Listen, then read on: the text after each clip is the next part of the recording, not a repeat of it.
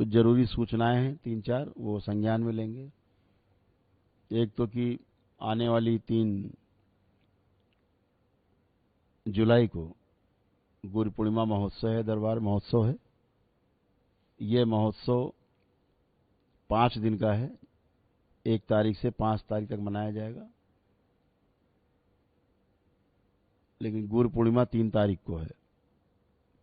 उत्सव महोत्सव जो है वो 1 तारीख से 5 तारीख तक है। तो अपने अनुसार कार्यक्रम बनाएंगे दरबार आने का। सभी भक्त बाबा के सम्मान में, जितने दीक्षित हैं, तंत्र दीक्षित और मंत्र दीक्षित लोग भी आएंगे। जो दीक्षा लेना चाहते हैं वो तो आते ही हैं, आना होगा। दूसरा,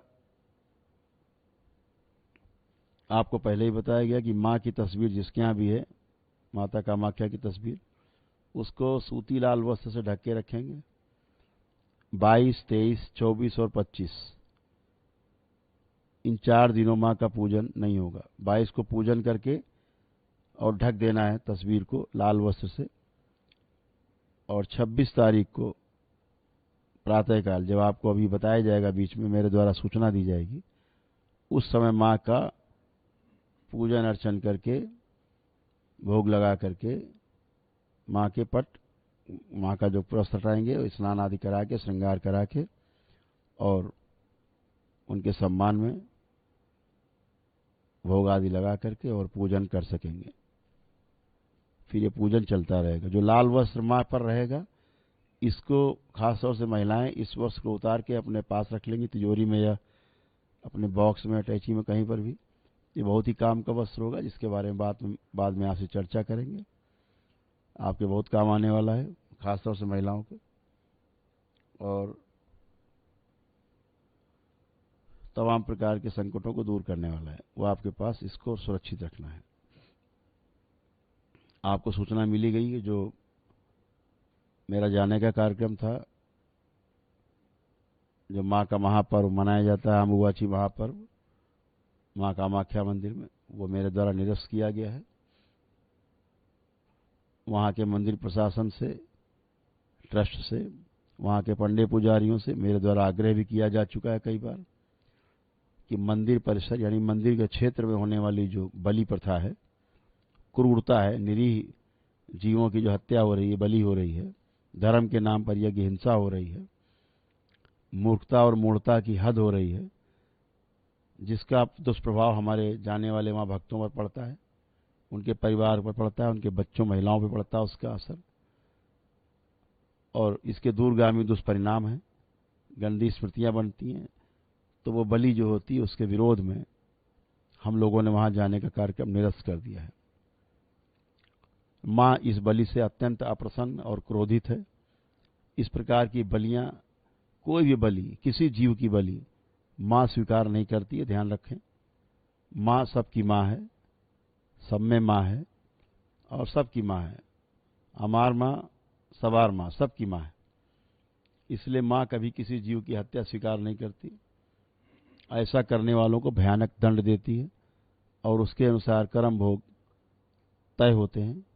बलि करने के लिए प्रेरित करने वाला, बलि को करने वाला, और जो करवा रहे हैं धन दे करके अपने शुभ कामों के लिए, अपने सुख शांति के लिए, निश्चित जाने कि वो नरक में जा रहे हैं। कहीं कोई सुख शांति नहीं। सारी बलि दैत्यों को जाती है, और ये दैत्य फिर आपको नोचते खाते हैं, फिर आप और तंग होते हैं, फिर माँ को दोष देते हैं। तो माँ इस बलि से एकदम अप्रसन्न, एकदम ये बलि प्रथा बंद हो, ऐसा दरबार का संदेश है कि हम आपके किसी के भी मांस खाने का विरोध नहीं करते, किसी के खान पान में हम लोग अवरोध नहीं पैदा करते। जिसको जो खाना पीना खाए पिए, उससे मेरा कोई विरोध नहीं है। लेकिन मंदिर क्षेत्र में होने वाली जो बलि प्रथा है, जहाँ पर बच्चे ये न सीखें कि इस प्रकार का कृत्य हमारे धर्म में आता है और वो हिंसा करने लगें, क्योंकि हमें मंदिर से दिशा मिलती है, जीने की दिशा मिलती है, तो हमारे बच्चे उस प्रकार से कोई दिशा न पाएं जो गलत दिशा हो और पूरे वंश का, पूरे कुल का नाश हो। इसलिए बलि प्रथा मंदिर क्षेत्र में होने वाली बंद होनी चाहिए। बाहर क्या होता है, कौन क्या खाता पीता है, इससे हमारा कोई भी विरोध नहीं है। जो मांसाहारी हैं उनसे मेरा कोई विरोध नहीं है। तो इस बात को ध्यान में रखते हुए हम लोगों ने वहां जाने का कार्यक्रम निरस्त किया था, वो निरस्त रहेगा। और जब तक बलि प्रथा बंद नहीं हो जाएगी मां कामाख्या मंदिर में, परिसर में, क्षेत्र में, तब तक हम लोग मंदिर में प्रवेश नहीं करेंगे। इसलिए हम सभी बलि प्रथा को बंद करने के लिए अभियान चला रहे हैं, अभियान चलाएंगे आगे। इसके लिए हम लोग वहाँ के शासन प्रशासन से भी आग्रह कर चुके, वहाँ की गवर्नमेंट से भी आग्रह कर चुके कि इस प्रकार के कुकृत्य में वहाँ की गवर्नमेंट भी शामिल ना हो और इस बलि प्रथा को तत्काल बंद कराए, जीव हत्या तत्काल बंद हो। यह दरबार का संदेश है। किसी भी जीव की हत्या करके आप कभी सुखी नहीं हो सकते, किसी की भी हत्या करके आप सुखी नहीं हो सकते, सोच भी नहीं सकते आप। अगर आप किसी की हत्या का भी सोचते हैं हमारे शास्त्रों के अनुसार, तब भी आपका भोग तय हो जाता है। भले ही आप उसकी हत्या ना करें, लेकिन अगर सोचते भी हत्या के लिए हैं तो भी आपका वह कृत्य आपके कर्म भोग में जुड़ जाता है, जो 3 प्रकार से बताया जाता है: कृत, कारित और अनुमोदित। किया गया कोई कार्य या कराया गया कोई कार्य या उस कार्य का अनुमोदन करने वाला, समर्थन करने वाला, तीनों शास्त्रों के अनुसार दोषी हैं, पापी हैं और उनके कर्म भोग, कर्म दंड तय होते हैं। तो जो ये सोचते हो कि बलि दे करके उनको सुख शांति मिलेगी, ना मिली है सुख शांति कभी और न कभी मिलेगी। ध्यान रखें, भयानक दंड माँ की ओर से सभी को प्राप्त होता है समय समय पर। फिर आप माँ को दोष देते हैं। वहाँ पर तमाम हम देखते हैं, तमाम ऐसे संकट हैं जो सामने खड़े हुए हैं, उसकी चर्चा बाद में करेंगे। फिलहाल बलि प्रथा बंद हो, ये हम लोगों का संदेश है। तो अपने अपने अनुसार कार्यक्रम बनाएंगे और शनिवार को पुनः होने वाले संकल्प में सभी लोग मिलेंगे। दरबार 22, 23, 24 और 25 4 दिन माँ के पट बंद हैं, दरबार बंद है। केवल बाबा के दरबार में पूजा होगी भगवान भोलेनाथ का, जो प्रतिदिन प्रातःकाल 3:30 पौने 4 बजे से जो रुद्राभिषेक शुरू होता है प्रतिदिन, वो वैसा ही रहेगा। दिन में होने वाले सभी रुद्राभिषेक वैसे ही रहेंगे, चलेंगे। बाबा के दरबार में होने वाले हवन सब वैसे ही चलेंगे। आरती बाबा के दरबार में होने वाली सब वैसे ही चलेंगी।